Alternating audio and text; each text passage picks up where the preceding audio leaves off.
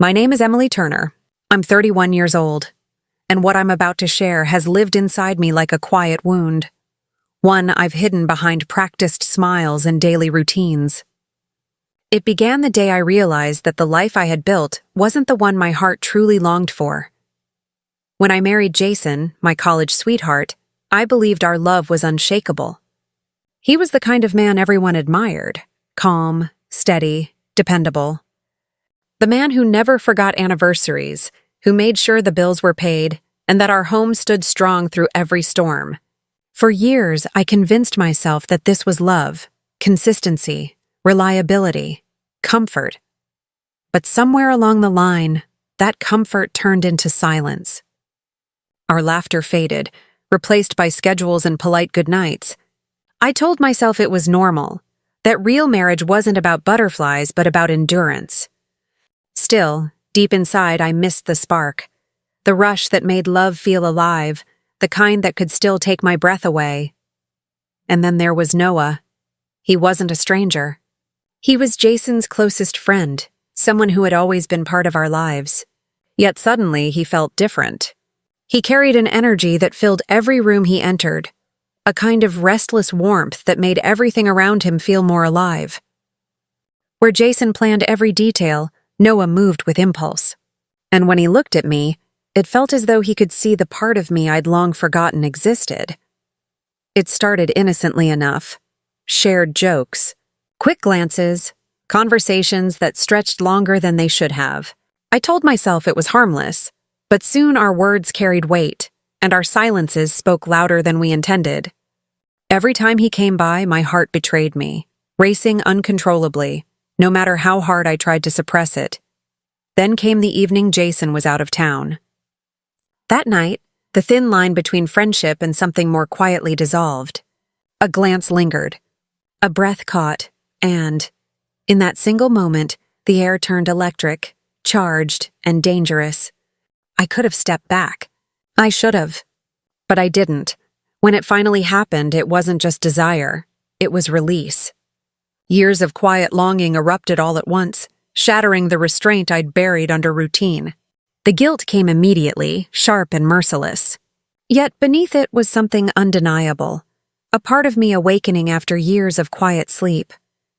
Afterward, I stood before the mirror, searching for the woman I had been before that night. But she was gone.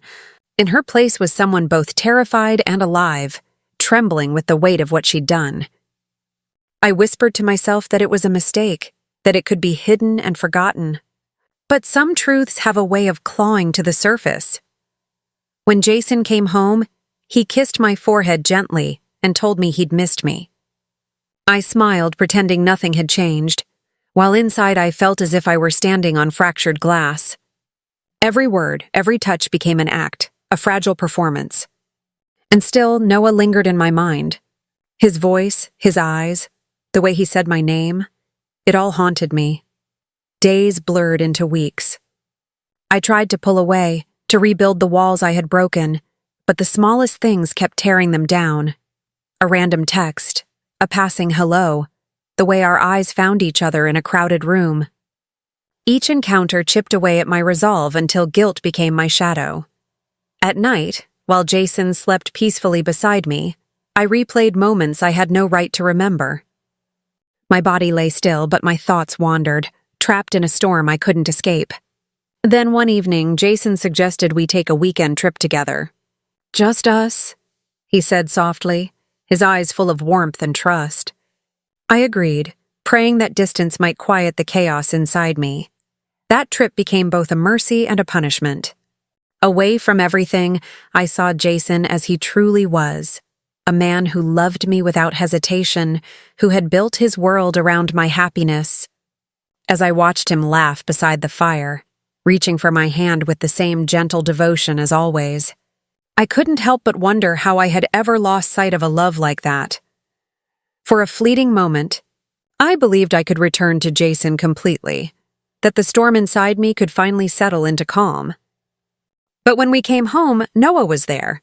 One glance from him, and every fragile piece of control I had built crumbled in an instant. That was when the truth struck with full force. I couldn't keep living in two worlds.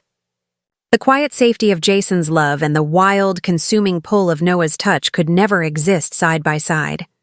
One would destroy the other, and both were slowly destroying me. Now, every morning feels heavier. Jason's smile carries a trust I no longer deserve, while Noah's absence lingers like a wound that refuses to close.